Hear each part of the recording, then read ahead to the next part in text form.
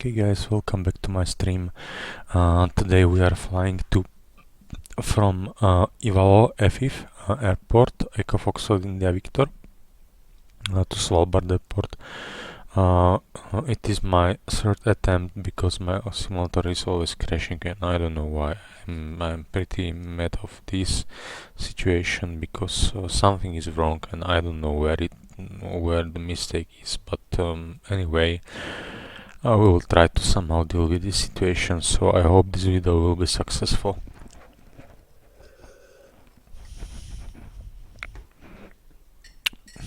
So now we are flying with Condor Airlines. It's charter flight with again some polar assistance.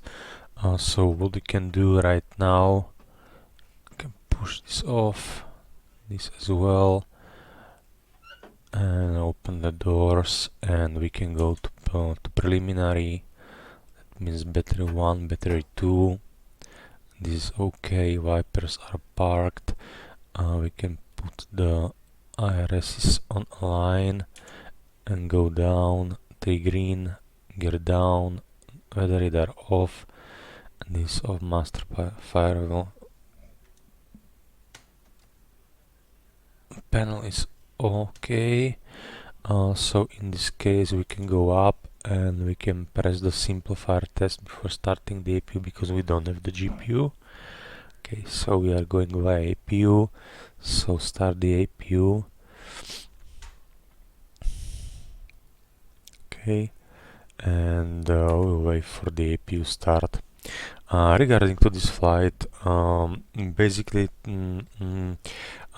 take this flight as a flight with real operational procedures, but on Airbus. That means that I will going through the European Safety Agency procedures, but all my scans and switching of the system of the Airbus, it's basically a fun. Okay, so it's not Boeing. I am not Boeing captain. Sorry, I am Boeing captain, but I am not Airbus captain. So in this case, we'll make it like a way, like just the fun.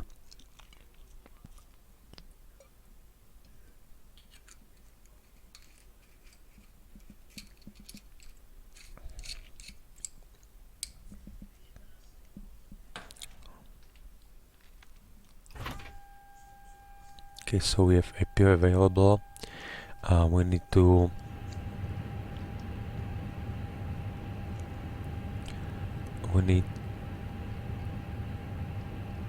I hate this what Fenix does, because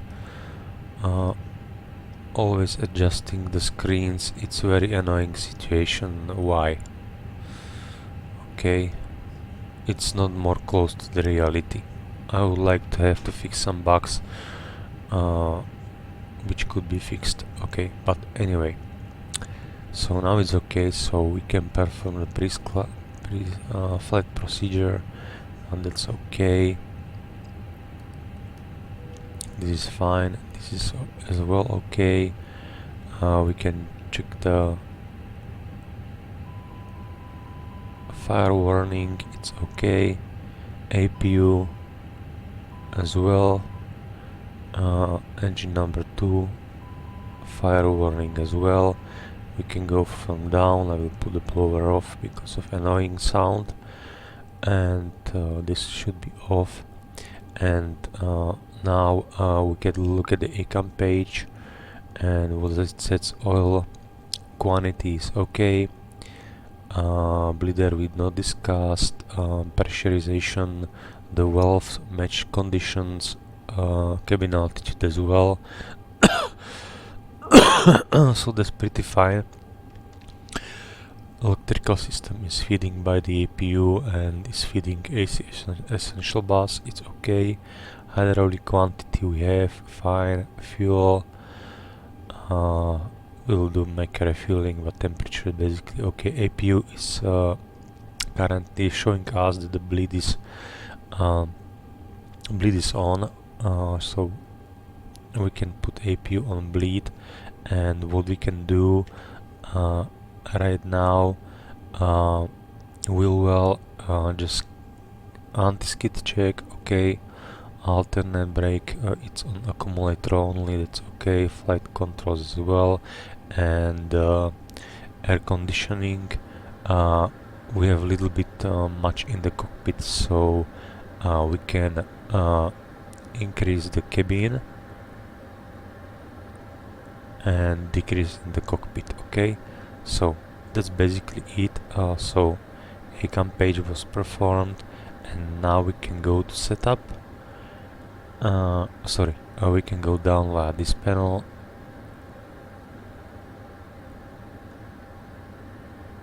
One to 2.8 and 1 to 1.5. It's my habit from real civil aviation, okay, to put there the emergency frequency VHF2 as well. That's okay. This one we don't need it, and floodlight as well. Reflection from ground to auto position, predictive wind shear warning and antenna is set, but APU weather radar is off so far now. So basically that's it, and we are ready to perform the configuration. I have null zone of 12, so that's okay. And regarding to our flight plan, we press initialization page and we will see, okay. So anyway, just for the briefing part, we have cost index 44, wind is blowing crosswind, in our case flight level 380. We are far away below the limitations of the weights, so that's pretty okay, that's quite fine. And we have alternate Tromsø airport, which is reasonable, and 8.7, so 9.7 we can take. Regarding to the NOTAMs, IVAO, there is basically nothing over there, and Svalbard taxiway Alpha is closed and Charlie is closed. This is very important, okay. The taxiway Charlie is closed, remember it. Okay, so that's it basically. So anyway, we may start. Let's say we should start the refilling first and then boarding, but anyway, in Phoenix it doesn't work, and distribution of cargo as well. So I'm not quite happy with this situation, but yeah, well, if they decided that it will be non-professional, it will be. So cost index 44, like this now. Flight level 380, we have flight level 380, and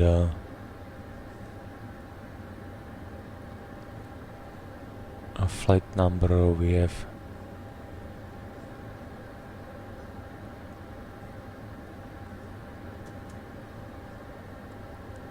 it's okay. IRS is on a line, that's quite fine, and the temperature height is top of climb, as you can see, is minus 43. Okay, so and the proposal level is 350, which is basically okay. We can request the wind conditions, and would I forget within the briefing? Tell me. Because NOTAMs we have significant weather charts. That's quite okay.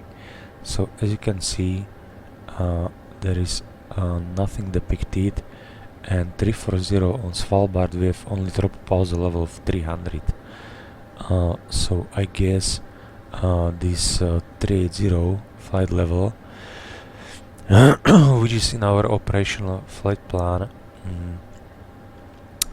it's too much. I will go probability lower, so I will check it, the wind condition, for example, and differences between. Okay, so we decided later on if we descend to lower level, but anyway, it makes no sense. The temperature is the same and the crosswind is less, so okay, 380 as they said. Okay, so that's fine, and we can just check what is the actual ATC information on our airport, and ATC information, it's telling us that we have 1706 knots, so NXC we have departure and 170. Okay, so that means that for sure we should use runway 22. Okay, and there is no departure from EFIV. Okay, so I can check it right now.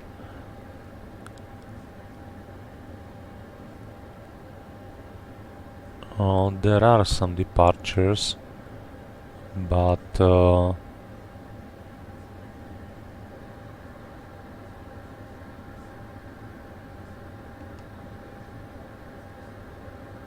no SID. Okay, so basically what we can do in this case, we have the clearance, so basically we don't care about the situation more. With Eval Tower, they should tell us that hey guys, you've got for example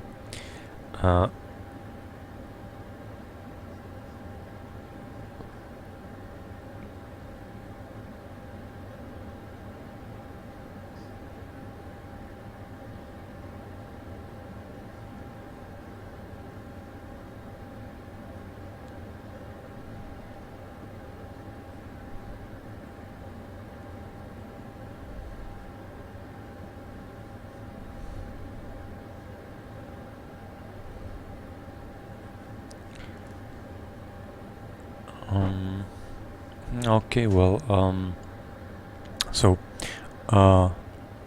we have departure. We have departure into the salted point, which is not our case, and we have departure as well to Nexus, and then we will join the airway. But anyway, I like this situation as we don't have, so we put it like just like there and clear the discontinuity right after departure. Anyway, we are visually we can perform the departure within this way. Okay, within the secondary flight plan, EFIV,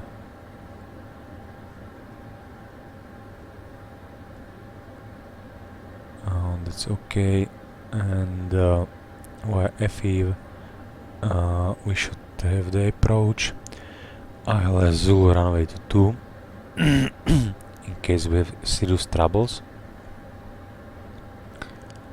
So we will use this runway. Okay, so basically that's it.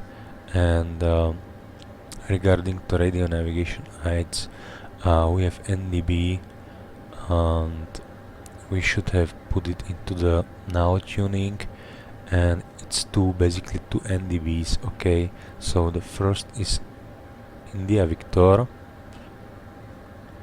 We will use it in serious cases, okay, if we don't know what to do.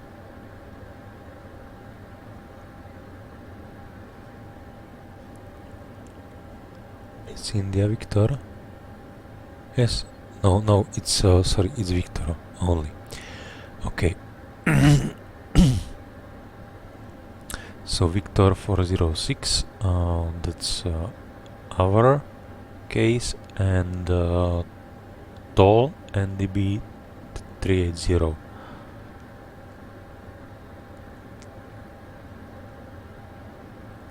Okay, so basically we are prepared and boarding is completed, so we can go to the page, which is basically showing us the mass and balance.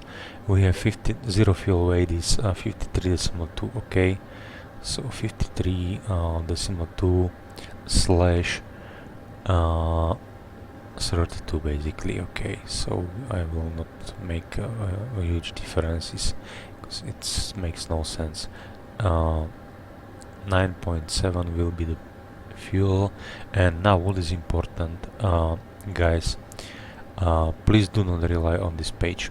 Go to your operational flight plan and check 30 minutes. It's okay, because 30 minutes it's holding time for 30 minutes with 1500 feet above aerodrome elevation destination, I mean. But this is completely wrong, because alternate time is 136 minutes. Okay, we have 120 minutes, but as you can see, the fuel, it's only 1.3 ton. Okay, but we have 3 tons exactly. So that means that here is some discrepancy. Okay, there is something wrong over this ENSB page. So now you can see we have from 1 ton extra this time. Okay, so basically half an hour. As we are departing from the runway, which is 400 feet above, and with no noise abatement procedure, we should use the standard NADP1 procedure. Okay, so basically that's it. And all we need to know just right now, 5000 feet transition altitude is okay, and engine out will be 1200. Okay, in case of something happen. So the next what will be the next procedure? The next procedure will be performance calculations, and this is what I would like to point out, that it's quite perfect done, but it's missing. It's only dry weather runway. Okay, and where is contaminated runway conditions? It's basically nowhere. Okay, so it's missing right over there. Okay, so we can calculate, we can see the V-speeds.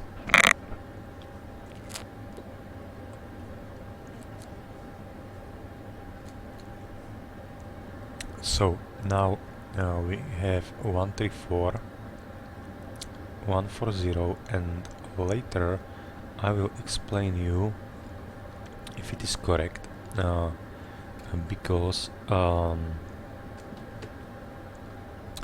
from one guy who is my schoolmate, and he's Airbus pilot, he's chief officer of the government, told me that if you have, let me check it in my folder, there is a flex temperature, and this airplane is using CFM 56 5 Bravo 4. That means that maximum flex temperature, because you have regulation from authorities that you may assume the maximum assume temperature should be 25% of your maximum thrust rating. Okay, and in this case, with this particular engine, it should be ISA deviation plus 53. So that means that if I put in the calculator, and we are basically on 50 feet, it's nothing. Okay, so we can count, it should be maximum 68. Okay, so according to my opinion, it should be 67 flex temperature. But so I will put it according to to the thing that I think that it is correct.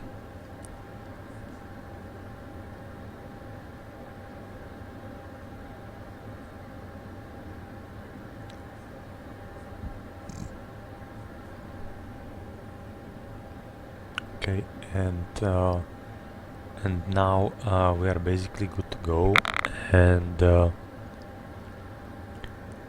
with inoperative system cut 2. Okay, so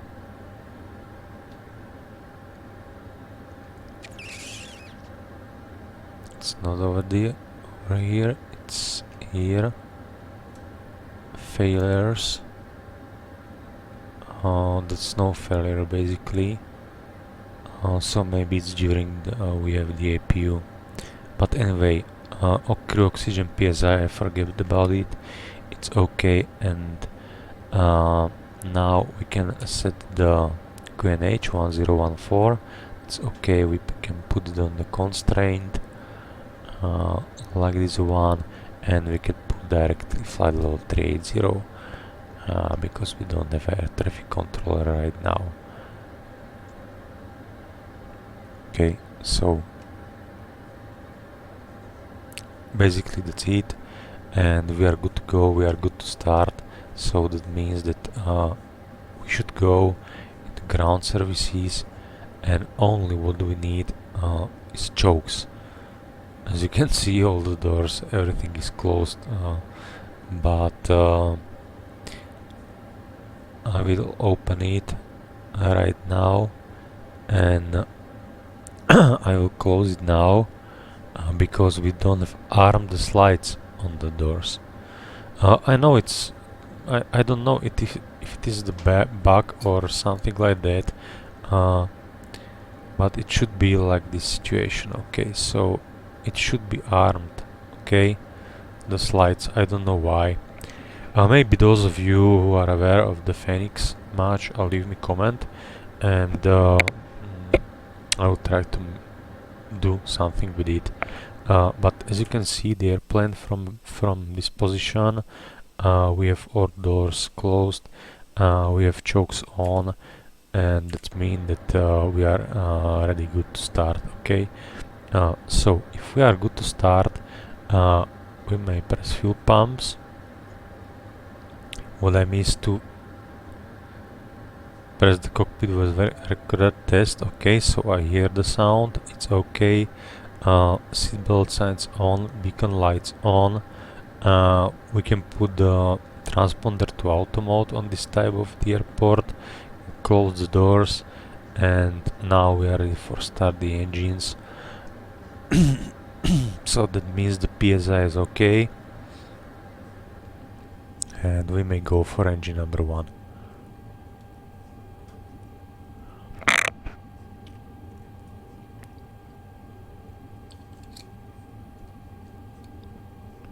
And as well start the block time.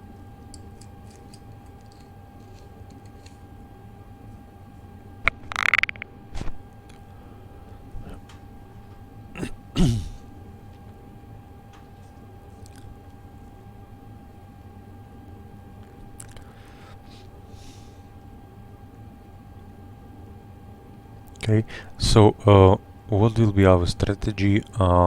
Turning into the right side and join the taxiway and backtrack runway 22. Okay, so this will be our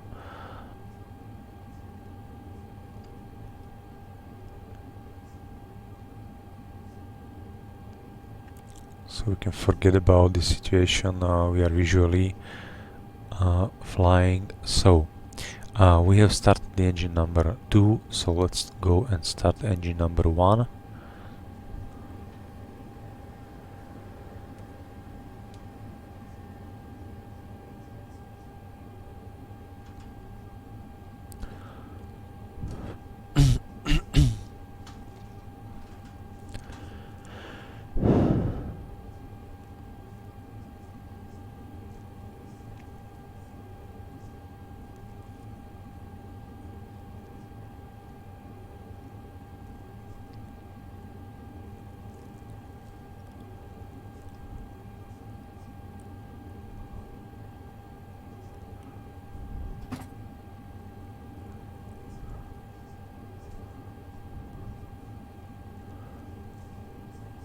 So we've got a successful start of the engine number 1, so we can remove the chokes, and when you remove the chokes, always check parking brake is set with the normal brake pressure, okay?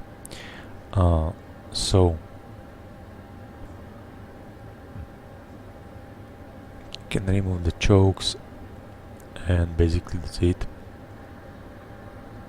And we can put the APU bleed to off position. Let's stabilize the APU. Can perform it later. And we have down 02, and right now we can perform, we can get rid of the communication with ground personnel, so we can put the VHF 1 and we can put the flaps 1.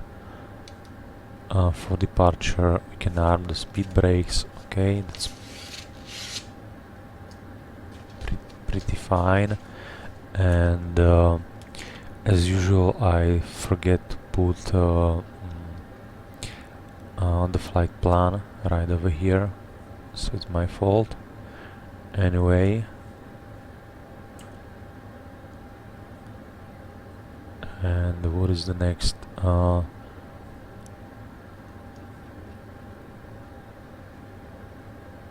Over at Finland we don't have nobody, so I will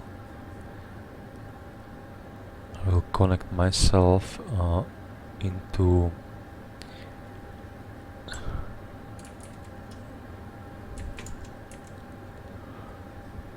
Condor 101 and Airbus 320.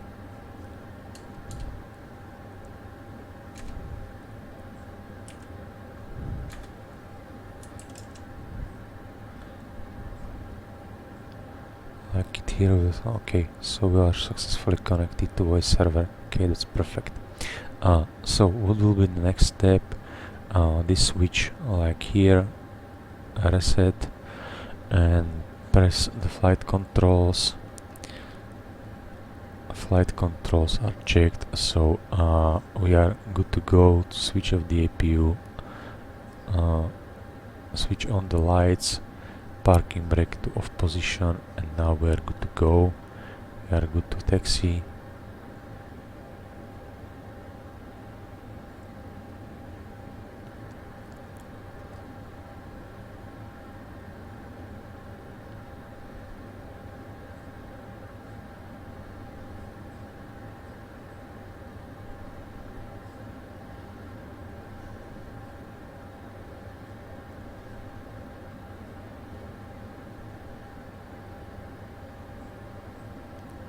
So, and now, if the cabin crew is not ready, we are not allowed to enter the runway, but assume the cabin crew is ready. So make some pre-flight procedure. Like now, I will stop the airplane for the time being, okay?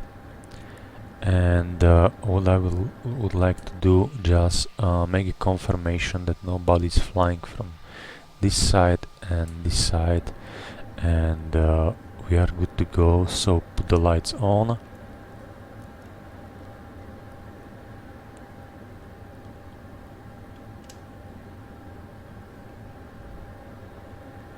Eval all traffic, Condor 101, entering the runway 22, sorry, and backtrack. I completely don't know the phraseology when you are on VATSIM and transmitting blind, so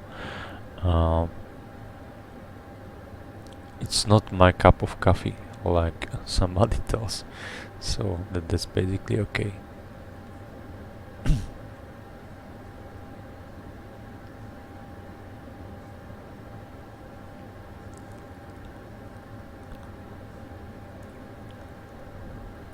So I will check the snow temps before, and there was nothing depicted that it's ongoing with snow tam, or let's say in Svalbard airport the runway should be clear. Okay, so if using the snow, it's just because Flight Simulator put the snow over there. But what I dislike is on Flight Simulator it doesn't simulate the friction coefficient. Okay, so that means that yeah, well, it's somehow modeled, but it's just for the players, for Xbox players, but not for the real flight simulators who would like to be close to the reality as possible, or for student pilots as well. So yeah, basically I don't like it. Okay, so 50% and 1.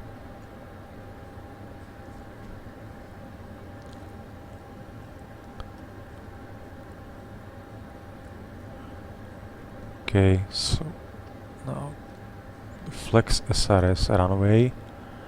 The runway it's there because we have tuned on the radio nav the runway we are taking off. So basically now we have V1 and rotate. So smoothly, gently rotate, positive rate gear up, and we can couple the autopilot and just join the view. Okay, and as you can see we are close to the terrain, so yeah, basically but it's really beautiful nature. Okay, so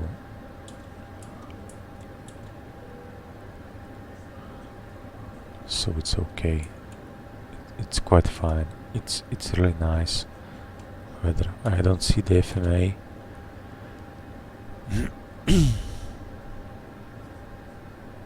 Okay, so climb thrust, and basically that's it. Would I forget to put transponder into TRA mode? It's my fault. So we have transponder on TRA, and that's why the ACAM page is here.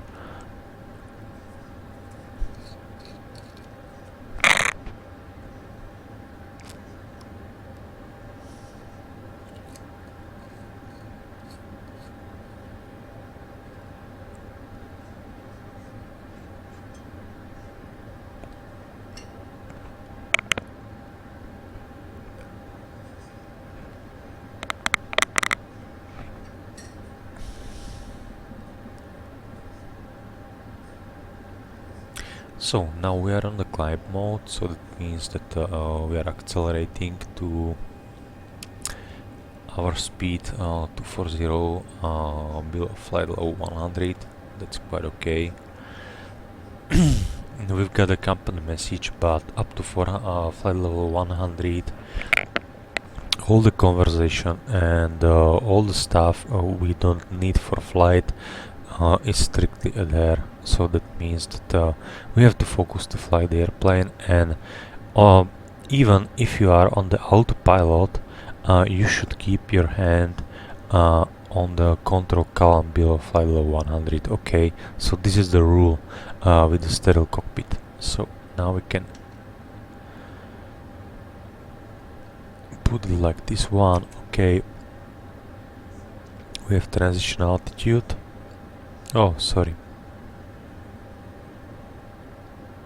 So press standard 1013, put as well over here, because here is not changing, and here as well. And now we are good to go, and we'll briefly go through the throughout the airport, but as I said before, after flight level 100. So just join the view.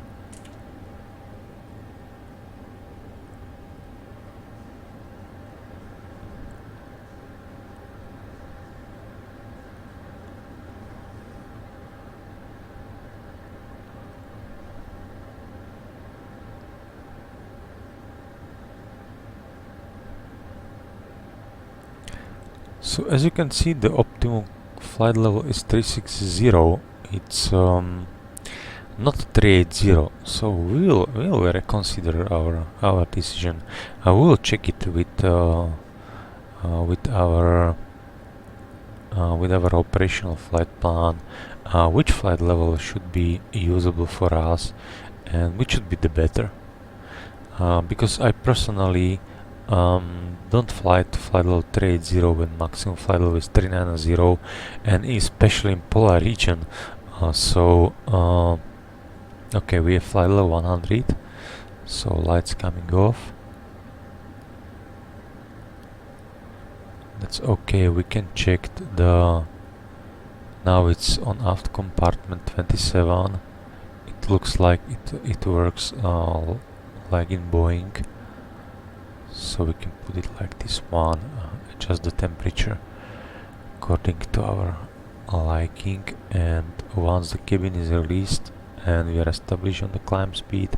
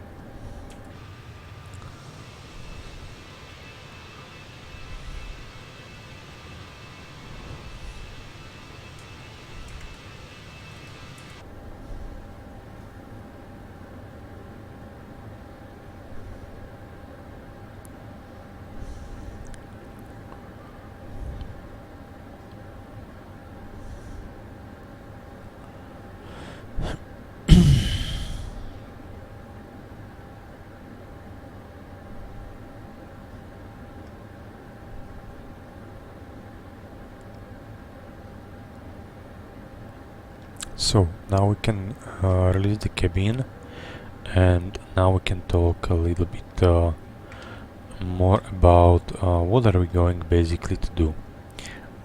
So as you can see, we have Tromsø airport as an alternate airport. So we just check the weather. By the way, this should be checked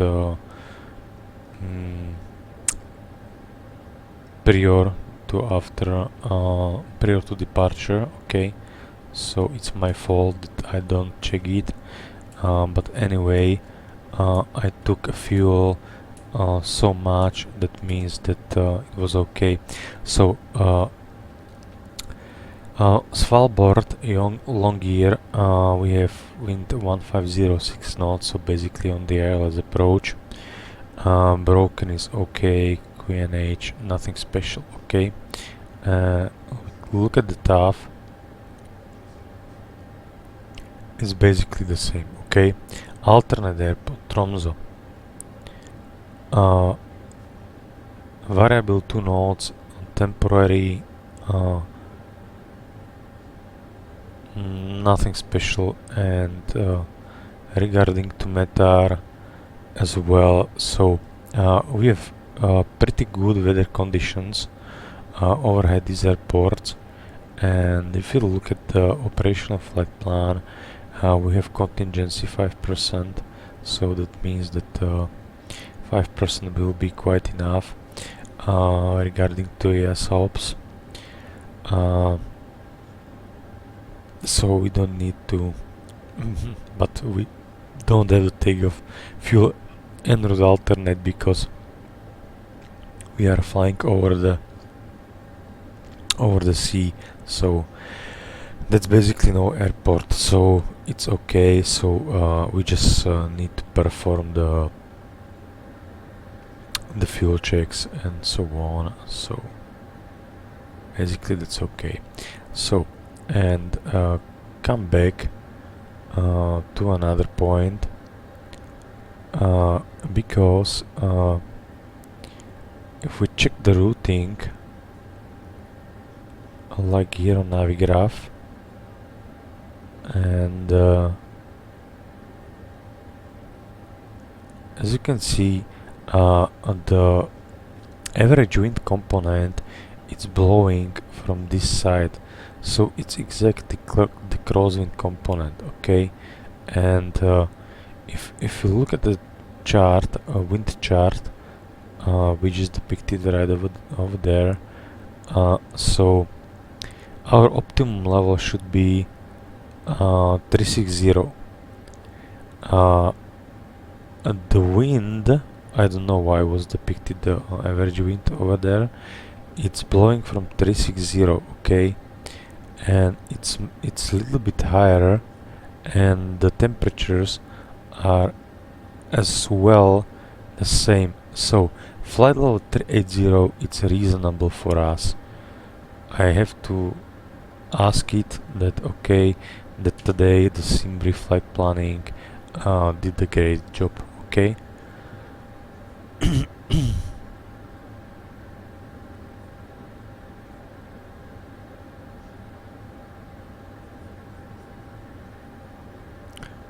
Can see what the message we've got, but it's according to the load sheet, yes. Okay, so we accept the load sheet via flight plan. So once again, everything is in normal status. Dark cockpit philosophy wallet. Right now lights are okay, cabin crew is released, that's pretty fine. 380 we have put here, 380 as well here, so basically that's okay. And we can check again the engine instruments. Engine instruments are quite okay. Oil pressure, PSI, it's quite okay, and we can perform just the fuel check overhead some waypoint. Bleed is going via this stage. No high no high pressure stage, so the demand is not so much, but we have too many passengers, so I need to put it on the norm position, okay? Not low. It depends the airplane from the airplane. It depends when you put the pack flow to low or high conditions. But you have to always check your FCOM. What is your current procedure? Okay, so we have low hydraulics on green side, so it means that it's still within the limitations, but there may be a hydraulic leak, so we have to carefully monitor it. And what we need to monitor when we are flying to this destination is temperature on the fuel tanks, but so far so good, okay? So air conditioning, and now we have pretty perfect temperature in the cabin, and that's okay. We have slides arm right now, okay, so it was a bug, but anyway. And the wheel well, PSI, everything is okay. Flight controls are okay. So basically what we have to take care about, it's hydraulic quantity within the green system. And anyway, as we were talking that we have the NOTAMs overhead Tromsø, Svalbard, and if you look at the ground charts, we've got the parking stands, okay? This one alpha is not valid for the our category of airplane, so we can only the way we can go via Bravo and Charlie, but Charlie is closed, so that means that only we have to enter the apron via Bravo. And as you can see, via Bravo you make such a turn like this one, and when there is no airplane, they put the first airplane on the stand number 1 and second behind him. Okay, so we are standing parallel to the control tower, and that's it. Okay, so yeah, basically that's it. And we are entering RVSM, so correction is fine. And what we can do, we can plan. We are going via impar, okay, point, and impar point. Where is the impar point? If you look at the chart, and there is departure, and there is no approach, so that means that with ILS runway 10, and ILS runway 10, it's going via Ladat point. Impar point, it's on the localizer approach, I think, or let's say it's the last it's the last waypoint, because okay, I put the Svalbard into the fixed page.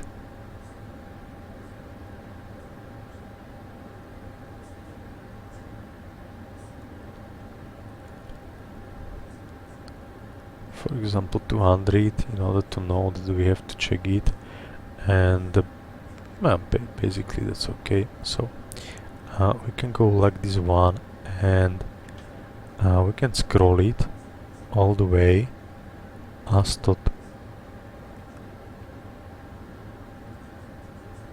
impar. Okay, this is impar point. If you look at here, this is Svalbard airport. So basically from impar we can make it via two ways. If we don't have the air traffic controller, or let's say Polaris control, which should give us the altitude and everything, and so on and so on.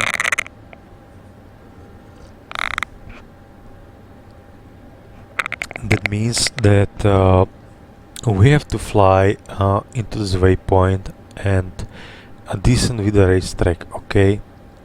But we have this one, okay? So we should fly from impar point, if we don't have air traffic controller, to Longyear NDB and outbound 298. So we'll see how the Fenix perform, because it's hard in Fenix to put conventional navigation. Okay, so ILS 10 and via Longyear number 1, we can make it to this point, and as you can see, we have discrepancy. Okay, so but anyway, he should fly from this point into I have to contact the controller, sorry for that. We will discuss it later on.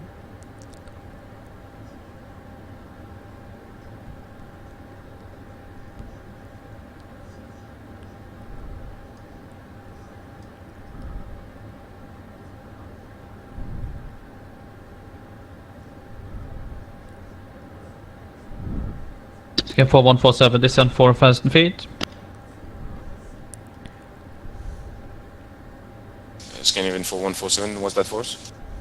4147, affirm, descend 4,000 feet. Descend 4,000 feet, scan even 4147. Nordic 5331, holding by runway 36. Nordic 5331, clear takeoff 36, wind variable 1 knots.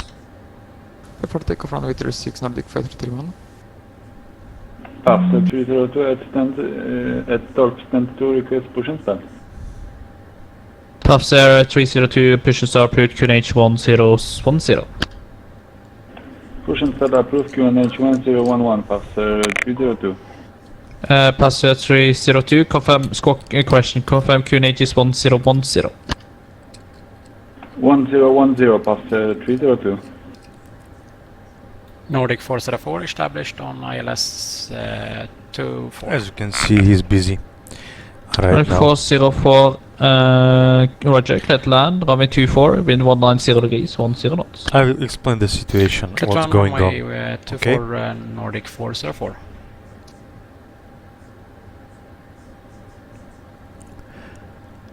Polaris Control, very good evening. Condor 101, climbing flight level 30. Condor 101 Polaris, hello. Squawk 1025. Question squawk 1205. Okay, squawking 1205, Condor 101. So, make it clear. 1205, and that's it. We'll wait for him, and then we will discuss why and how Scandinavian this 4147 for further descent. flying. I will try to make a 4147, descend 3000 feet, cleared ILS Whiskey 35. Question 17. I will try to make a Descent picture 3000 for feet, you TLS Whiskey 17 for the airspaces which are over there, but Polaris Control, good afternoon. first option is flight to long gear, but as you can see right now on the picture, it's KLM 5053 it's Polaris, really, hello. really steep. Okay, so Roger, cleared the 2 MIM 3 Romeo arrival, expect ILS runway 24. as you can see, he will overlap the situation, okay, and going via unacceptable way, because KLM it should 053, be, you cleared the 2 MIM 3 Romeo arrival and expect the ILS approach 24. it should be flying like this one, okay, like on the chart. Okay, so we can make another decision. Nordic 142, descend 3000 feet, QNH 1011. 2 feet and 101, Nordic 142. We can put it like... Okay, localizer doesn't work. Nordic 5331 airborne. Nordic 5331, report passing altitude. Okay, 2000 like feet, this Nordic one, and 5331. now we can Nordic 5331, change identified, it. climb flight level 280. ILS 10 Climb flight level and 280, Nordic 5331. we are long gear, and with the long gear, it's long gear number 1 is always valid for the category of the approach, which is our approach, okay, and long gear 2 is another approach. But as you can see, we have bunch of the mistakes over here. So with the real airplane, we take it very easy, because otherwise, if you are not able to proceed with this direction and then go here, you put holding over the waypoint and descend with the racetrack. This is the basic IFR procedure, okay? But as we don't have Nordic it, 404, we need to accommodate ourselves and fly a little bit non-standard, okay? Green's question, So- brief, sorry. Nordic 404. So we can put it like stand on this 2, one. support taxi stand on 2. And while at that point, Taxi stand 12, which is de 404. facto this initial approach fix, okay? So insert the loaded point. Scandinavian 4147, fully established ILS 17. And now we are good to go, okay? 4147, clear to land, 17, wind 150 degrees, 10 knots. Clear to land 17, Scandinavian 4147. And, Nordic 5331, clear direct Nirot. and basically Direct put Nero the to long Nordic gear 531. in case And just of confirm it was Scandinavian 342 calling.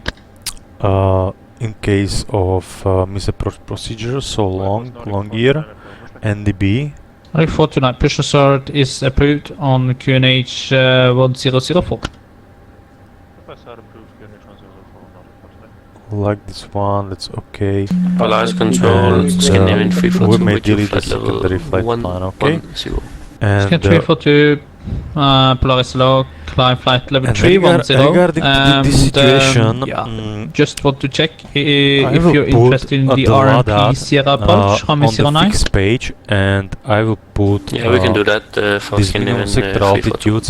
But anyway, there is depicted the TMA or Confirm climb CTR to 310 for Scandinavian 342. overhead this Scan point. 342 AFM and cleared direct So to we'll see Sony for what elector it will RMP 09. happens and which clearance we Climb to have. 310, Okay, direct but Sony, and this we'll is do the non-standard. RMP So for if you don't have the 09 traffic on, controller, for you should Scandinavian go it 342. right here now, and from here Good morning, outbound. Nordic 77 Charlie with But you, flight level anyway, 110, direct if you are coming from this side, you should hold Confirm Nordic or and come Moonflower. back, okay? Yep, Nordic 77 Charlie. Nordic 77 Charlie. Polaris hello and climb flight level 310. So we can 310, Nordic 77 Charlie. prepare ourselves for the landing. Passenger 302 ready for taxi. So we can put it like this one, and we'll Pass check. 302, taxi holding point whiskey 1. Holding to taxi to holding point whiskey 1 passenger. So 1707 knots, 1807 knots, sorry. Nordic 142, descend 2000 feet, cleared ILS Zulu runway 18. 2000 feet, clear LS Zulu It's 18. quite fine. Transition level Nordic 404, I take regarding the QNH, leave it 60. Yeah, that's fine. And what's there? Temperature 10 degrees. And we have the QNH of 1014, okay?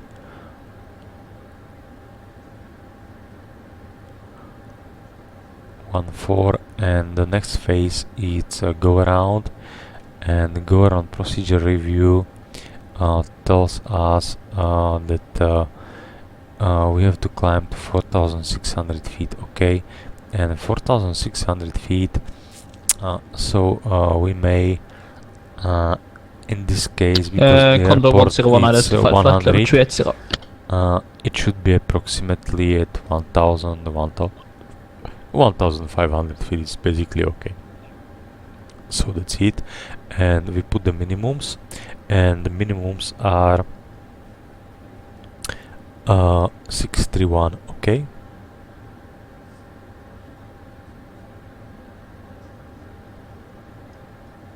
So now we are prepared, and I would like to discuss more about Scandinavian 4147, stand by KD about the situation. Yeah, 4147, got the ground 119er. As you know, we are on the vaccine, and it's really hard to say something when everybody is talking always on the frequency. So Pass 302, clear takeoff from 36 with this con. okay, so we have delay code. Basically, if you don't know what is the delay code, you always have standard departure time. Runway 49, taxi on discretion, runway is free. Wind is 080 degrees, 8 knots. On your flight plan, and if you deviate from the standard Nordic 49, runway is flight free, plan, no reported traffic. minus Wind 5 minutes 080 degrees, 8 knots. and plus 5 minutes, that means that you have delay, and you have to report the delay code. It's nothing special, nobody blames you, it's completely okay, but you have to write why you are depart late. Polaris hello. So for Nordic example, 341 retraction. one delay code is for Nordic maintenance, 341, Polaris hello, one delay code readability is 5. for missing passenger, one delay code is for missing baggage, one delay code is due to ground handling personnel, and so on. Nordic And so 341, on. clear to Kirkenes, Airpug 1 Bravo, departure runway 18, climb 6000, question climb flight level 90, squawk 6213. And delay code is always 3-letter code. Nordic 341 is cleared to Kirkenes via the Airport 1 Bravo departure runway 18, climb flight level 90 and squawk is 6213. Green Nordic 341, reback way.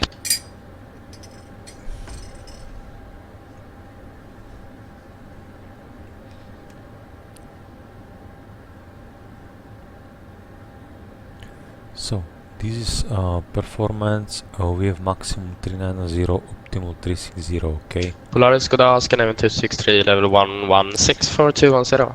Maybe Scan you ask 263, Polaris hello, yourself climb flight level why 340. 360? No, Climb level 340, it's level 260. because of significant with the chart, which are depicted over here. Paris Control, hello, Nordic And, 601, inbound you Gilva, can see climbing the flight level proposal 210, level, passing flight level it's 16. 340 Nordic and 601, Polaris hello, 300. climb flight level 240, So- expect ALS So whiskey, it runway 17. doesn't make sense to climb higher, okay? Climb flight level 240, expect So, ILS whiskey, If you runway offer me flight 17, level Nordic 601. 370, I will take flight level Scandinavian 370. 342, confirm inbound Sony. But if you have strong jet stream, it's more or less better to climb. Negative inbound repair for Scandinavian 342. Scan 342, route direct Sony. Direct Sony, Scandinavian 342. Nordic 142 is final runway 318. Yeah, Nordic 1242, clear to land, runway 18 to wind this 190 degrees, 4 knots, runway 28 available for to vacate. Okay, we're to clear to land runway 18 and runway 28 available for vacate. Thanks. Nordic 142. Passenger 302 airborne, passing 2,700 feet. Passenger 302, identified, climb flight level 360, route direct T-pump. Climb flight level 360 and direct T-path. Passenger 302.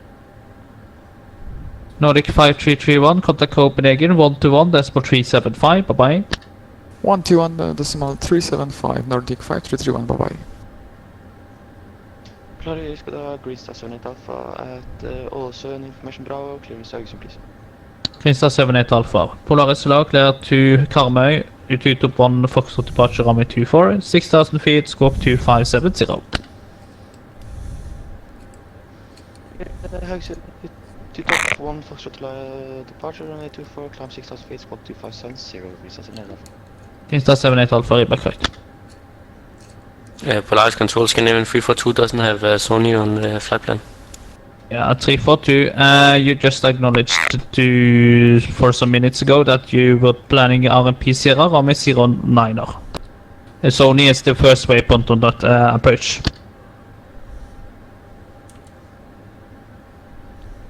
Stand by, Scandinavian 342. So we are soon leaving the airspace, Polaris. Nordic 77 Charlie, nothing further, Unicorn 122 decimal 8, bye-bye. Unicorn 122 decimal 8, Nordic 77 Charlie, yes. KLM 41 Hotel, Polaris on frequency.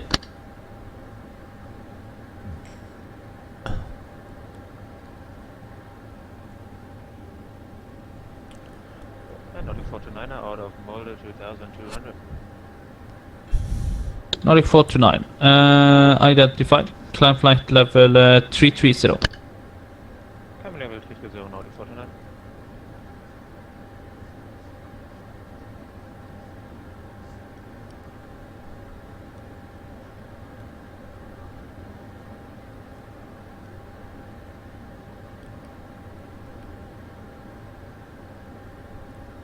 Nordic goes to Scandinavian 18 is not taxiing 28. Nordic 142, taxi stand 16 via Golf, Quebec and Lima. Golf Quebec Lima stand 16, thank you, Nordic 142.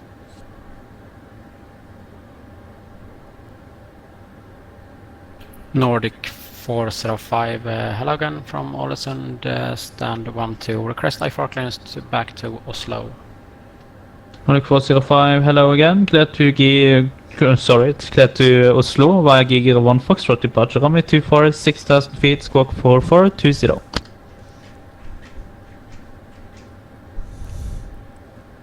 Clear to Oslo via Gigni 1 Foxtrot departure, runway 24 and 6,000 feet and squawk 4420, Nordic 405. Nordic 405, just confirm, Giger 1 Foxtrot departure. GG 1 Foxtrot departure, Nordic 405.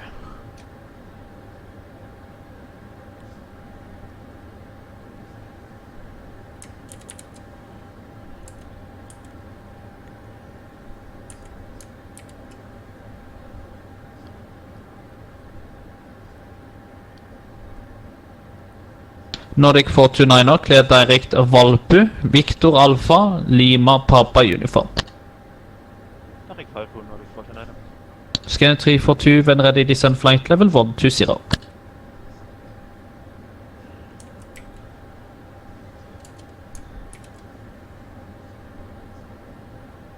Descend flight level 120 for Scandinavian 342. We are inbound Sony.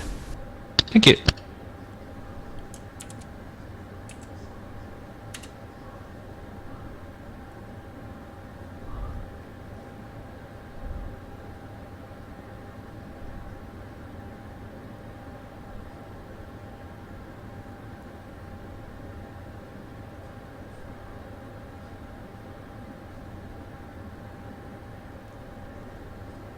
Greenstar 78 Alpha, ready for push and start. Greenstar 78 Alpha, push and start is approved on QNH 1003. 1003, push and start approved, Greenstar 78 Alpha. Scan 263, ruta REC Gilva, expect ILS Whiskey, runway 17. Gilva and ILS Whiskey 17, Scandinavian 260.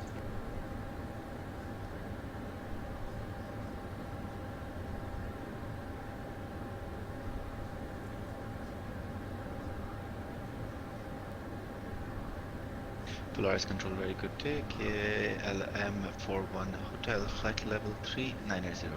KLM 41 Hotel Polaris hello, squawk 6520. 6520, KLM41 Hotel. Condor 101, nothing further, Unicom 122 decimal 8, bye bye. 122 decimal 8, thank you very much, have a nice day and evening as well, Condor 101, bye bye.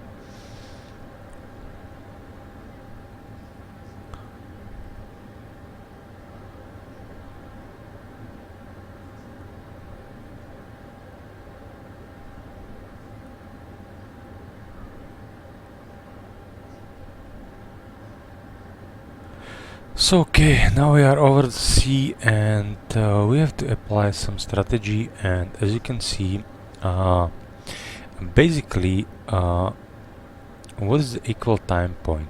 Equal time point is the point which is basically used in ATOPS flight, okay? And it means that if something happens, I am diverting to home airport. If something happens, I will directing to destination airport. If you have a longer flight, so that means that I will divert, you have two equal time points, and if you are between, you are directing to the third airport. What is nice on Fenix, and it's applied or on Airbus, you have data page, okay? And as you can see, you have equal time point, okay? And now it's computed for us the equal time point. But if you would like to be precise and very precise, so you may use the procedure like this one. So for example,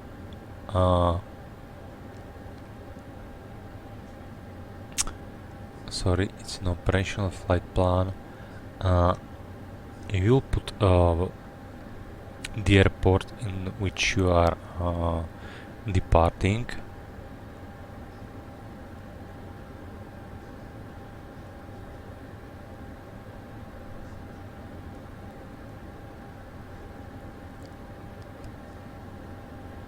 Okay, let it like it be, and airport you are going to fly.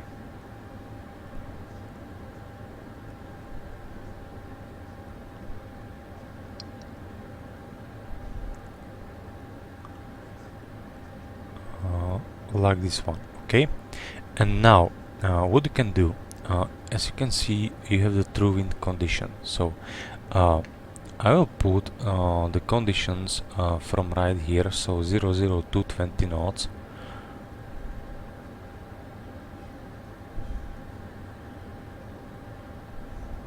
But again, this Fenix, it's computed it from current wind position, so you don't need to do that.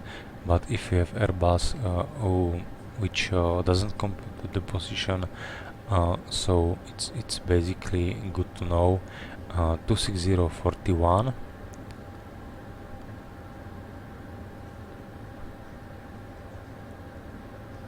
And now you can see that your equal time point it's basically 15 nautical miles prior to incept point.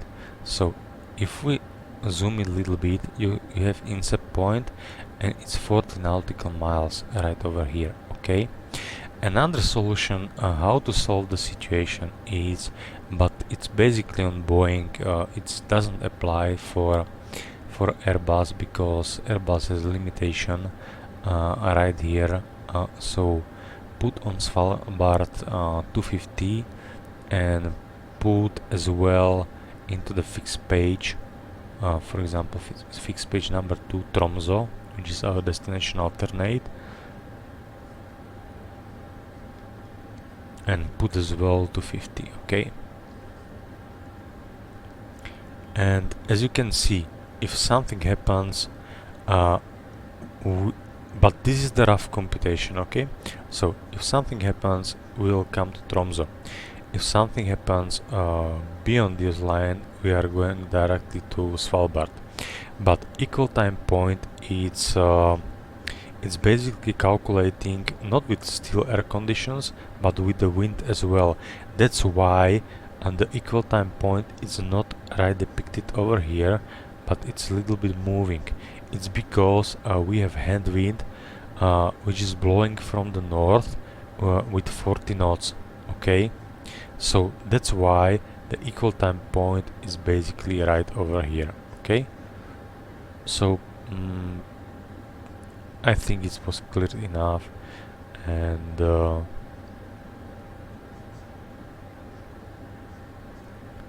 yeah, I can put 200 and we'll see later on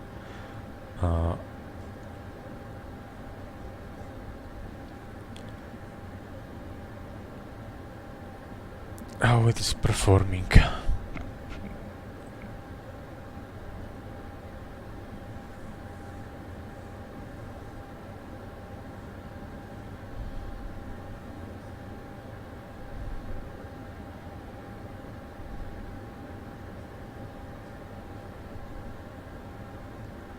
I hope my simulator doesn't crash.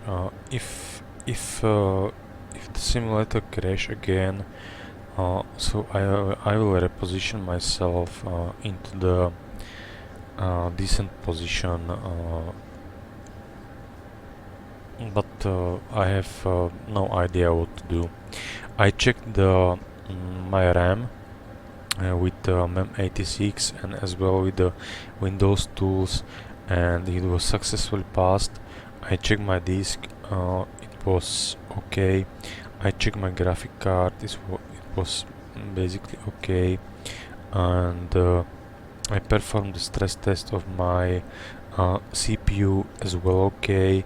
But the error message, I don't know if it is if it looks like on your screen.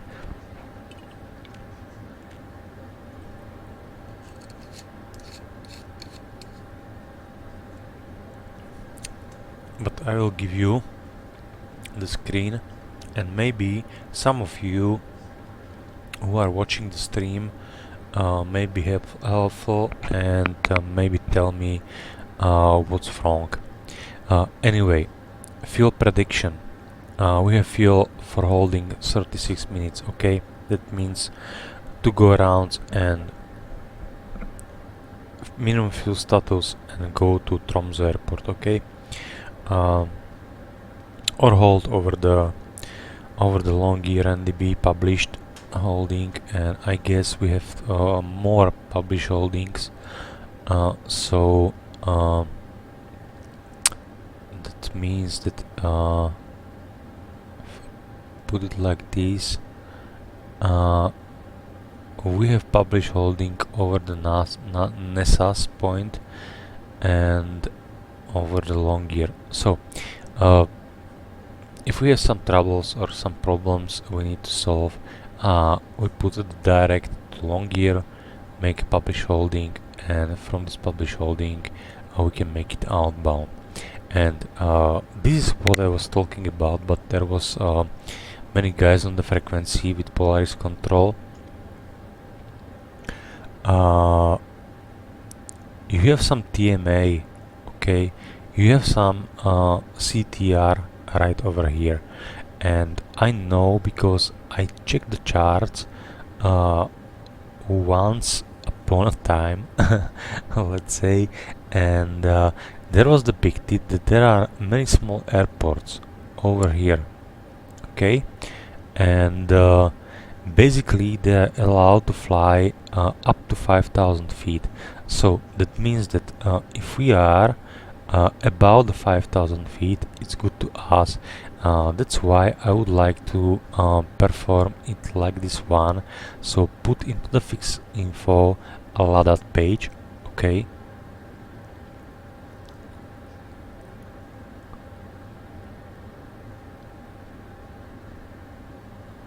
So like LADAT, okay, it's not there. Why?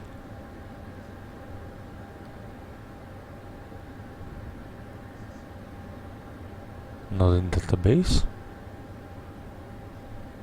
LALAT. Okay, so wrong spelling.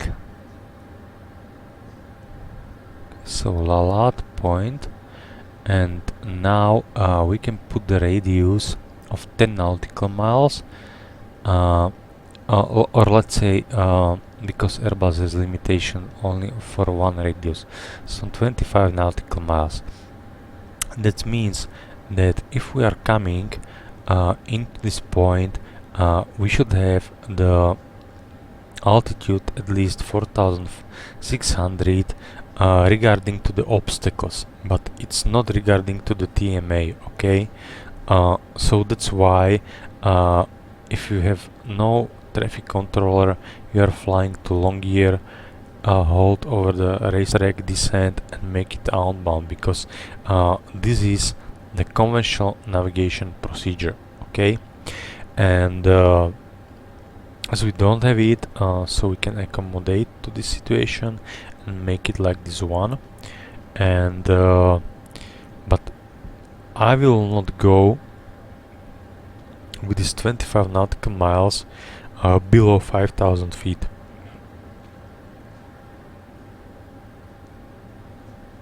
It's simply because I undershoot the TMA, so I should have the conflict traffic with the VFR traffic, which should be right over the airport.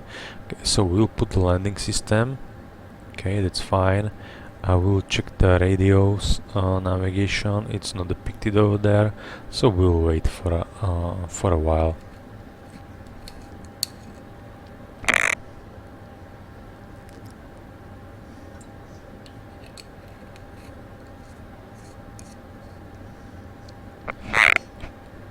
And if we see the snow on the runway,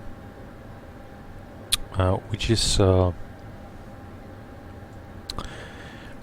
in the Microsoft Flight Simulator, not occasional, but it's always over there, no matter how the temperature is. I don't know why this situation happens.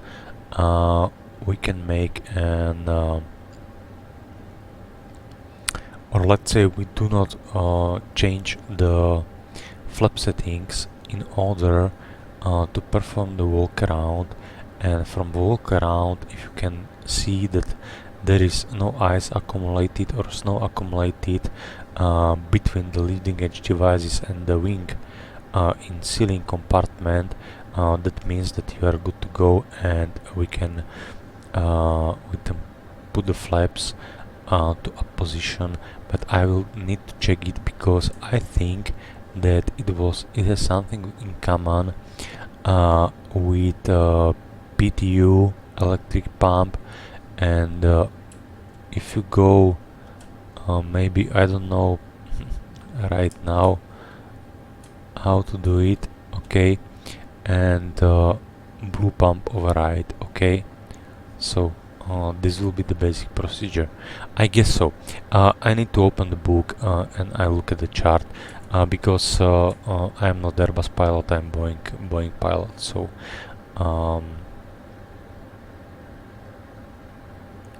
but basically that's it. Okay, so you put it like this one.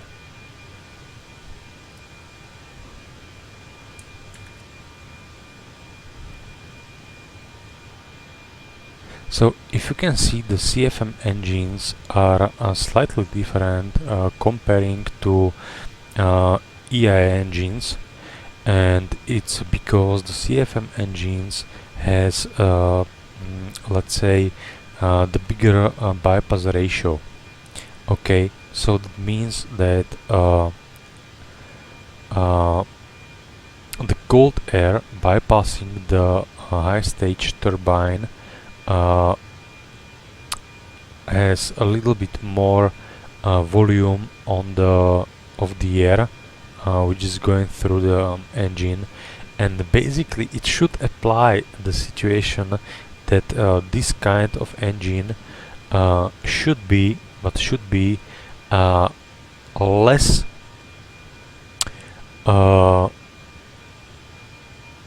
less noisy, more fuel efficient, keeping more thrust, and more let's say friendly to environment.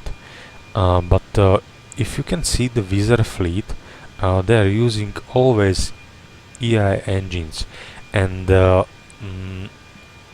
I have only one friend in Wizz Air, but I'm not talking with him for 10 years, for example. So I don't have the information why they are using these engines with low bypass ratio. I don't know why.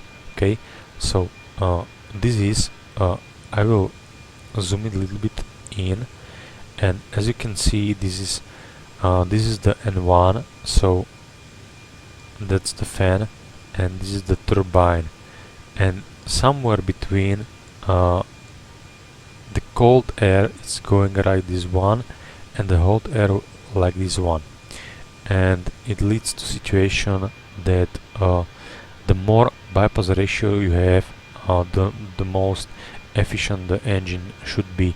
But it may be not true, because I'm not yes, I am engineer of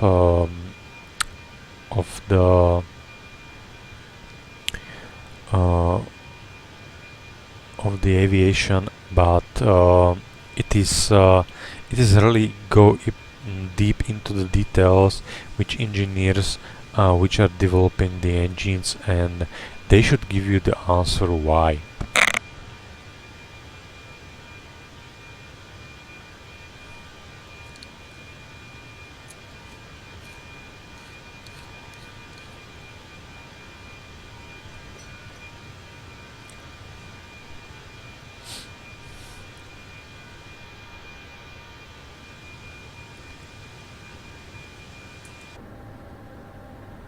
So as you can see, now we're reaching the equal time point,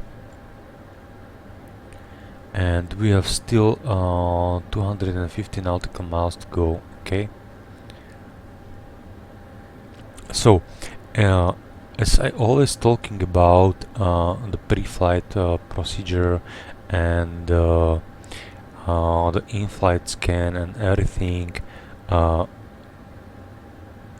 be aware, please, of the fact that the more information you put into your airplane, or let's say the more you learn about the airplane, it's the better solution for you, because otherwise if you close this door, okay, and once the flight beginning, you forget 50% of what you learned. Okay, it's not coming from my head, it's coming from the head of Chief Executive Officer of the University of Aviation here in my country. So and he was completely true, because the human factor, you cannot override it. Okay,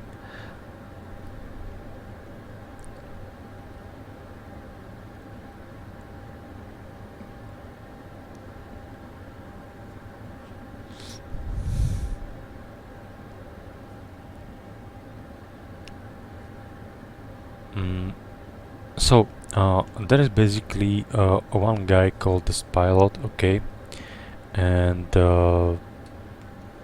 but I guess it's only the promotion of the Microsoft Flight Simulator and PMDG products as well. And he was talking about how amazing Microsoft Flight Simulator is. From one point of view, yes, because it's really nice to see the beauty and perfect graphics, okay, and but it is for one thing, for general aviation. Okay, so if you would like to fly general aviation, and especially let's say navigation flights, VFR, it's really perfect and really helpful for you to know about the situation. But regarding to the commercial airliners, it's quite not well, because what I am missing here? I am missing here the cloud turbulence, okay? Because if you can see some cumulus clouds, no matter if it is cumulus congestus or cumulus nimbus or basic cumulus, always when you are flying into these clouds in real life, you have the turbulence, okay? We don't have availability to adjust the fog on the airport, okay? So that means that basically if you're flying low visibility approach, you always perform it, because if you have fail passive system, you can see no 3 elements of the runway, but you can see all the sequence light flashing and all the high intensity light, and it's quite boring for me, okay? So this is my personal opinion, and what I am really missing is the friction coefficient of the runway. If the runway is snowy, okay, so that means that the friction coefficient should be much more lower. That means that the braking actions, because we are always using the braking actions, okay, not the friction coefficient. Friction coefficient is basically from the Russia, but regarding to the braking actions, if you have snowy runway, you should have braking actions of medium, for example, okay, and this is the point which doesn't reflect to Flight Simulator. And as well, for example, the altimeter temperature error, okay, it's all calibrated on, in real life all the altimeters are calibrated to 15 degrees on the sea. So that means that if you have minus 20 degrees, your altimeter reading it's showing you the wrong altitude while you are flying. But as you are close to the ground, your altimeter reading it's adjusting. So that means that if you do not apply the correction to your FMC database, that means that you are flying shallower approach, okay? And the same apply if you have hot air conditions, so you are flying from high above. I will show you a picture and you will see.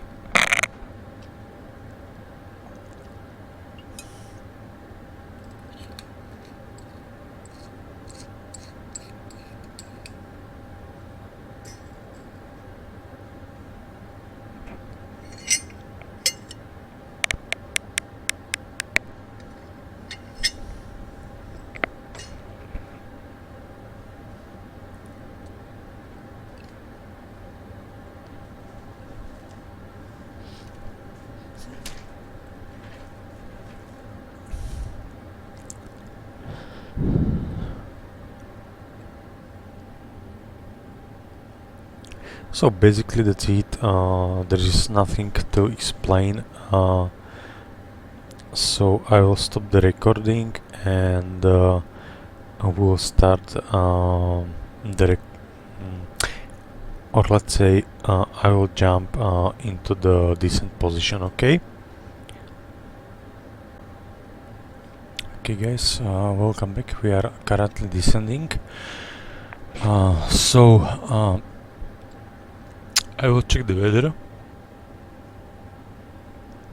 It's important. We have a wind currently blowing 1507 knots and 60 degrees of centigrade and QNH 1004. So basically that's it. So we are approaching via Ladat Point to ILS runway 10. So basically via progress page we are 3000 feet below because I started early descent.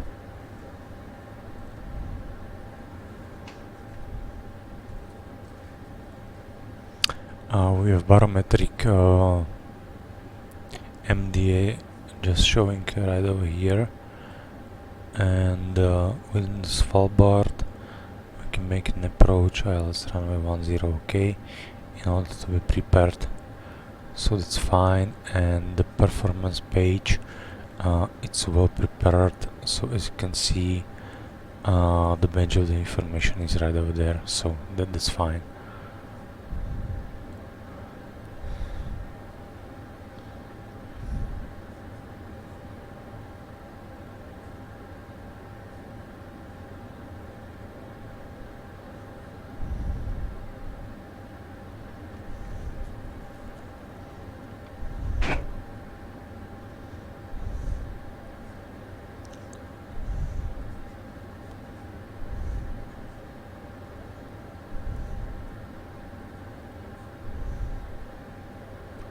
So we'll catch the glide slope sooner, as you can see here, and this will be the target altitude, which is 200 feet basically, so that's no problem, and we can go down to flight level 60 later on.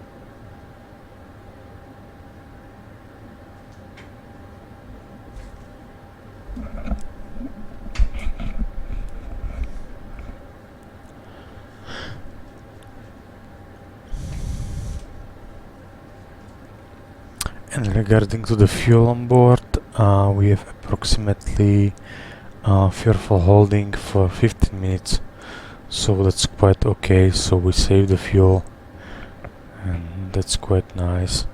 What is the problem with the Fenix is that when I put the current wind conditions, it's always on the lower side. That means that its speed like this one.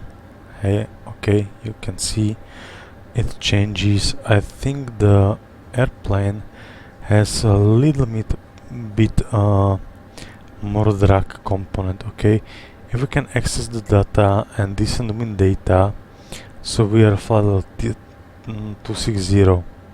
Okay, so we will check the precise of the wind, which is requested by the FMC, and then we will compare it, because the airplane it's not descending with the idle thrust, and it's always descending with the speed. Okay.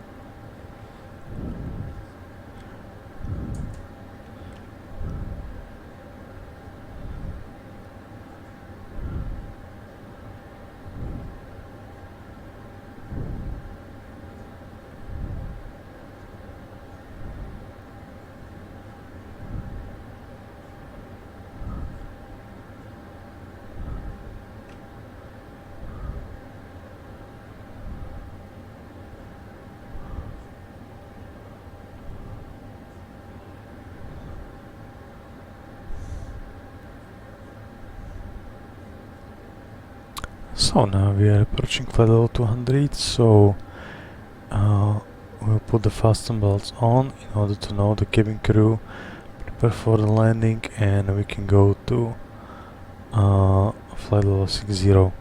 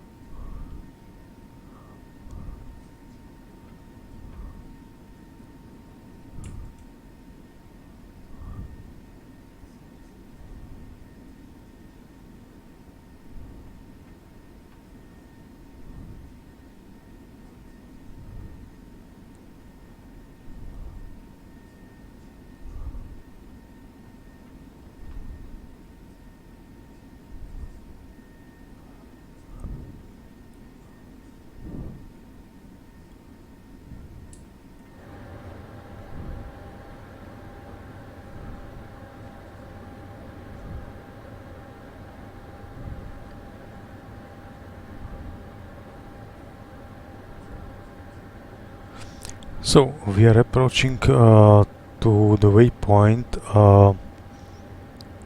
Lalad. I think it's called like this one. Yes, Lalad, and we can go down to 4,600. But anyway, there is TMA's airspace, so we can go down to 5,000 feet within this 25 nautical miles. With this position. Okay, so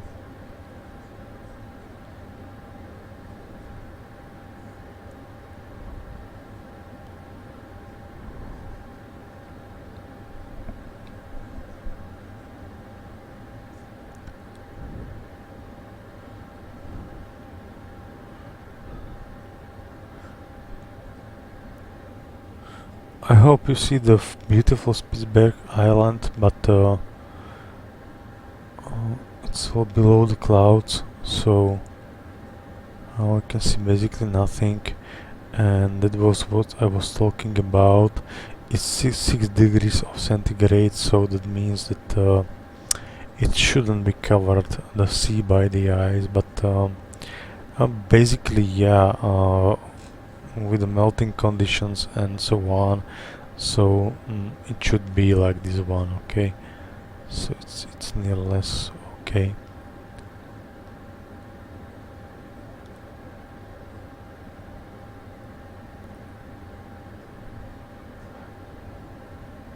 So we are approaching 25 nautical miles ring right now, so we can go to 5,000 feet.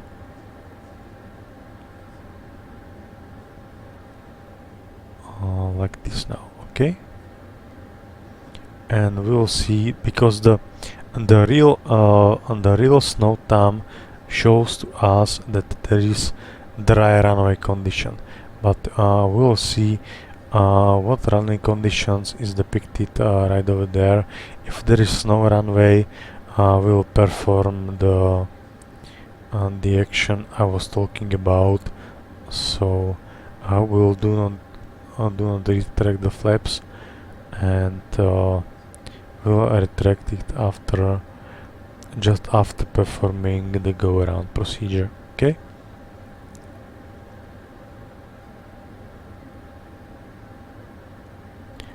So we are approaching this dot, that means that 240 below flight level 100.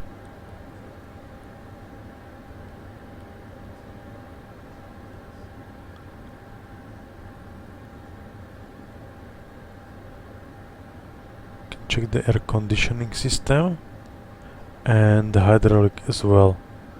So air conditioning,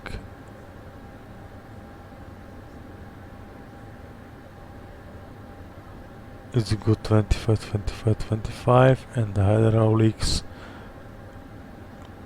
it's a little bit low, but still with a limitation, so that's quite okay.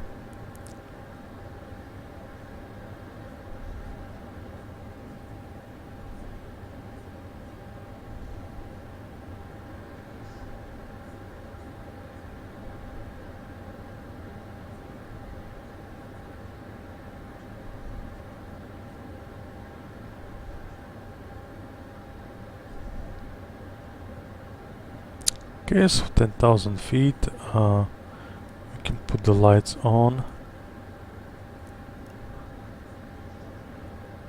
and we have Kellen and Gabby secured, so that's pretty okay.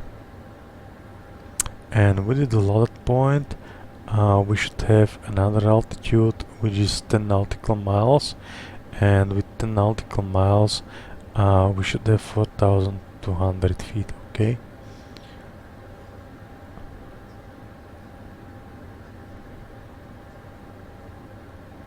So as you can see, flight level 100 we should have 181, which is very precise, and 2-3 knots, it's okay. And we are not in the idle descent, so I mean that this airplane has too much drag in order to comply our restrictions. Okay, but anyway, 4,200, so within 10 nautical miles. So go to the flight plan page, fix info, and we can clear this way, or no, leave it like this, and load out 10 nautical miles, and that means that we have to be 4,600 feet, okay?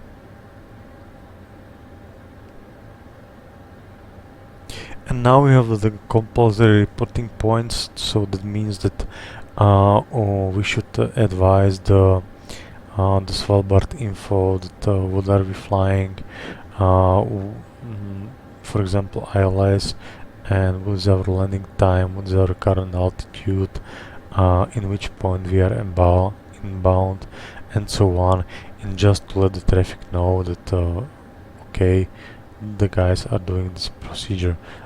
So that means that we can go to 4,000. it's 4200, okay. So 4200. Let's pre-select it right over here. It's quite fine. And we can delete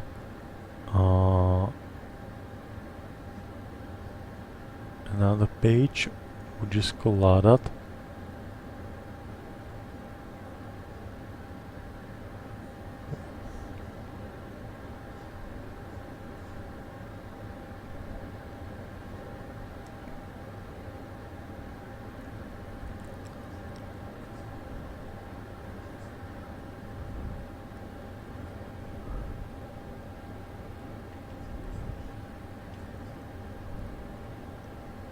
So from that we can go to 4000 feet to initial approach fix, and we should have speed to 30 knots, okay?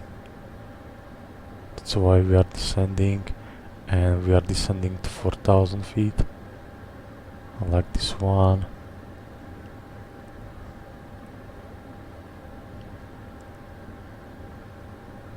As you can see, we have Lima Bravo. Lima Bravo positively identified on radio nav page.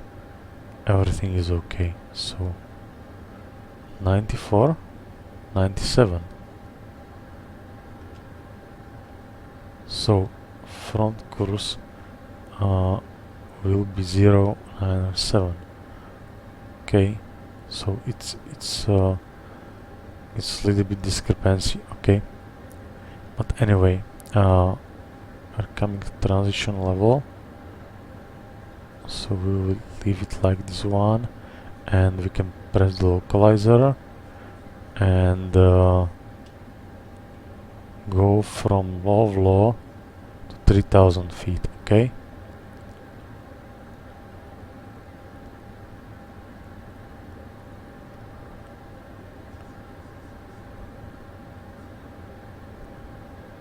So we have localizer 3000 feet.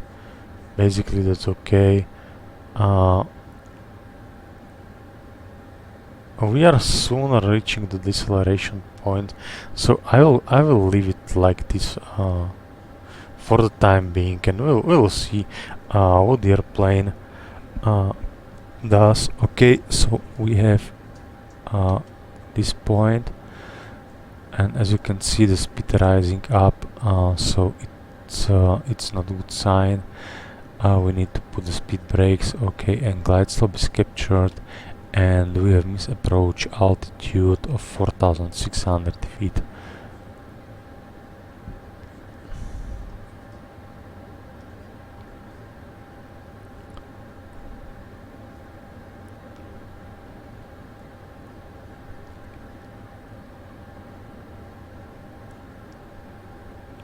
So now we can put flaps 2, sorry.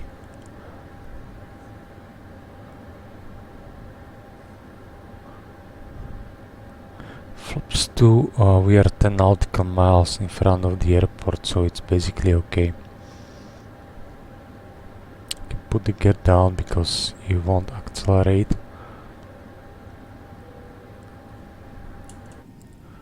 Should have speed brakes extended? Yes, we have.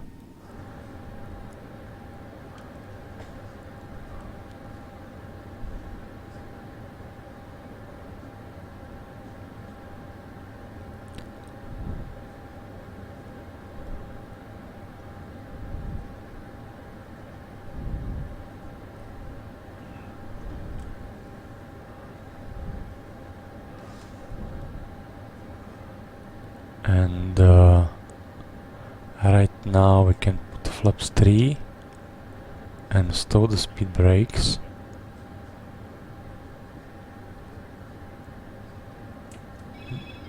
Just arm them.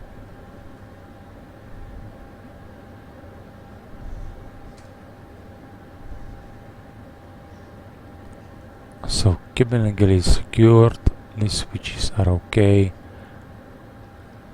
So it's fine, and we just wait for final flaps configuration, which is 40, and now we are prepared for manual flying, okay.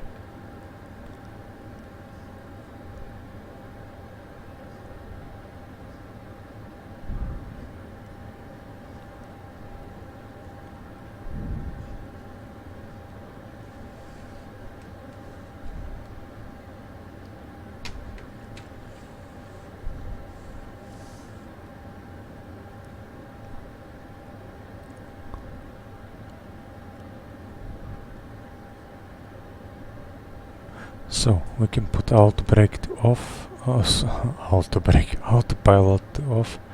Okay.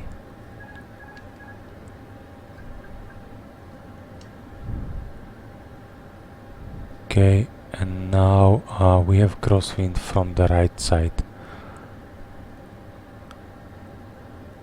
which we were accepted. And as you can see, the runway is covered by the snow, so it will be a little bit hard and challenge landing, because we have the crosswind and we have the runway which is covered by the snow. In reality, I checked this, was nothing depicted over there, so it should be runway clear. Okay.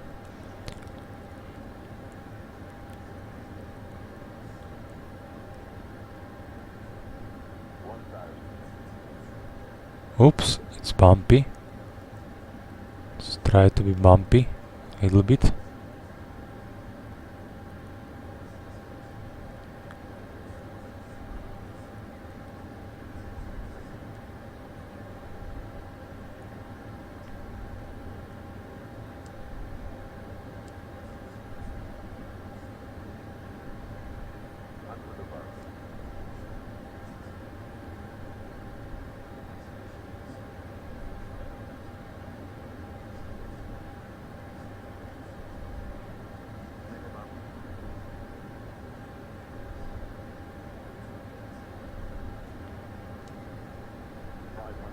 Okay, I don't see the puppy and I don't see nothing.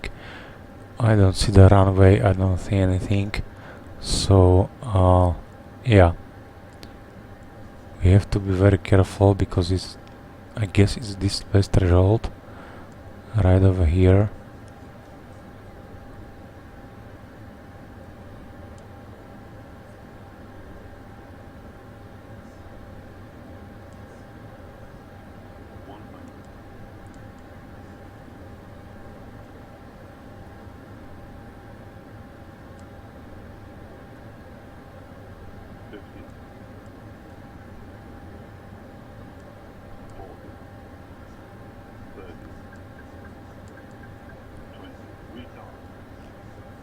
Okay, I was unhappy with this landing.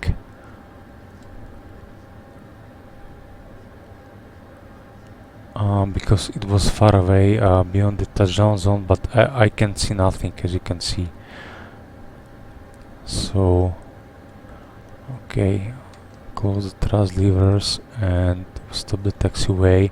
And now we have to be careful. Restart the APU, and with the ground chart, it's our helper when we are. And as you can see, we are beyond the taxiway Charlie. So what we can do right now, it's make the after landing procedure. That means that this will go off, this as well, this as well, this is fine.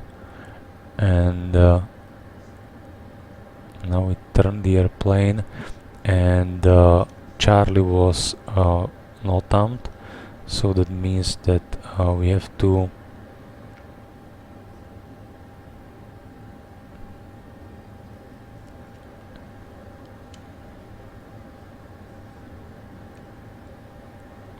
turn the airplane somehow.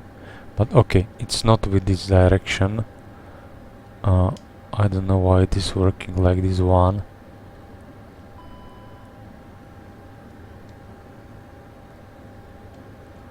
But anyway, I will go to the end of the runway because otherwise we are not able to turn in this direction. Okay, so AP on bleed.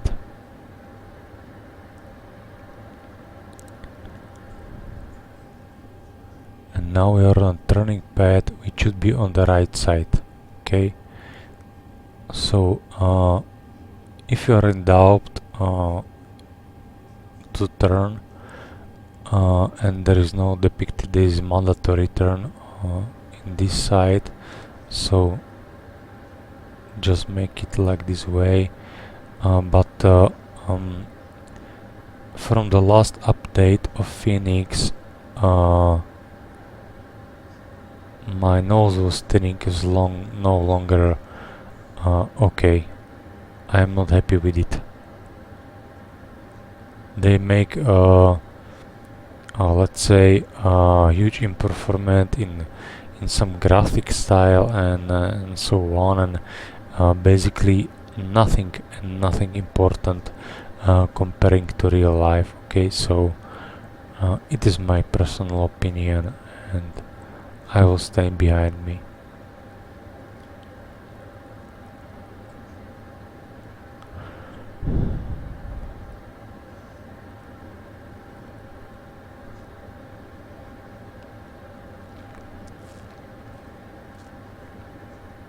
Okay, and in real life the runway should be completely dry. This should be dry without covered the snow. Okay, so yeah, basically that's it. So we are approaching I can't see anything. Okay, anyway, this should be the taxiway Charlie, this one, and another one will be taxiway Bravo.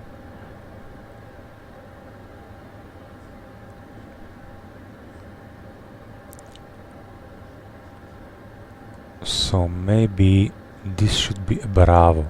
Okay, so we'll turn with the Bravo, put the lights off,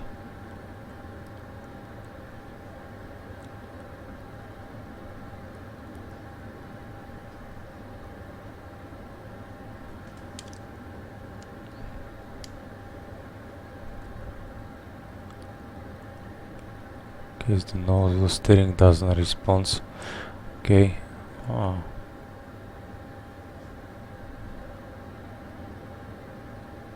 and we should go via this way.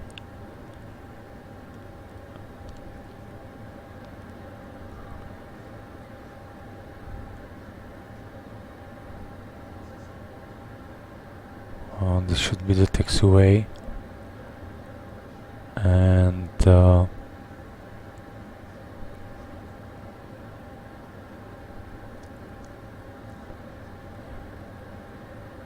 yeah, this is not our case.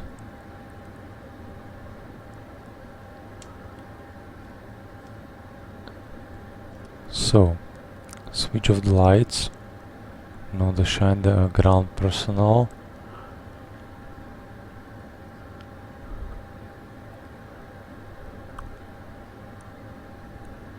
and go to stand number 1, I guess, because stand number 2 it's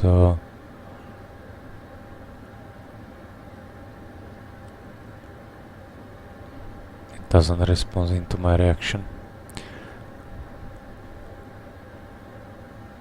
Don't tell me when to taxi, please.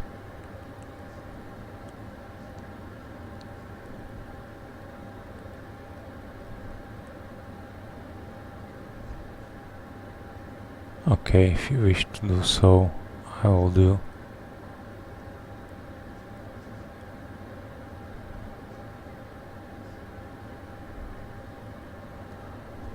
Okay, we can stop the airplane, set the parking brakes, and as we have APU available, so we can close this one, close the transponder, stop the block time, release the passengers, beacon lights,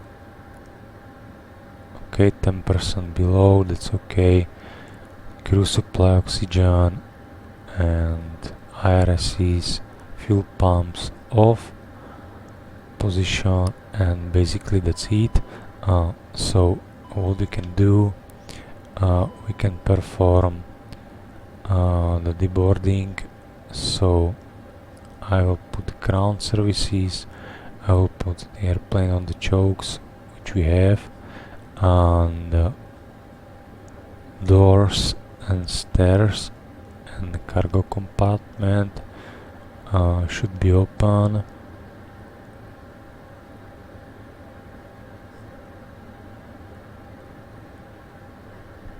Okay, this we may disregard.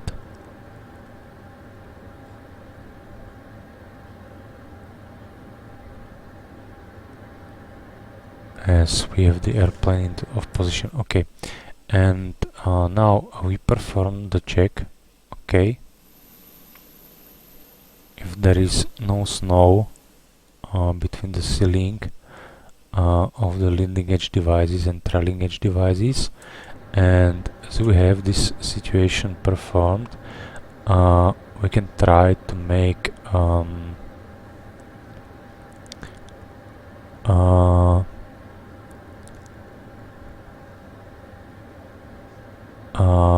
winter procedure. So that means that a yellow pump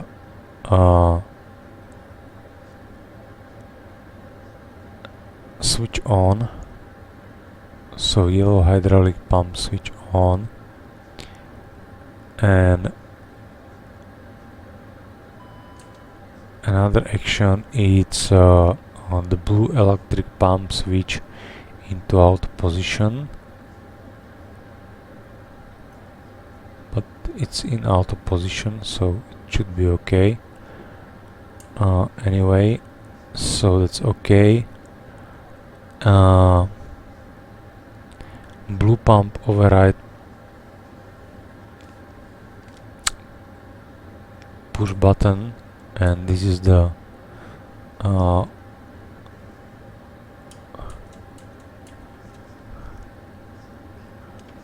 this one. Okay, and now we can retract the flaps. Okay, so we can go up, and now you can see that the retract flaps are moving, so it's going to another to 0 position. Okay, so after the flaps are completed, yellow pump and blue pump override switch to off position, so that's mean yellow pump off and the blue override pump switched off position, and now we are good to go and good to go for another flight. I hope you like this video much, and see you next time soon.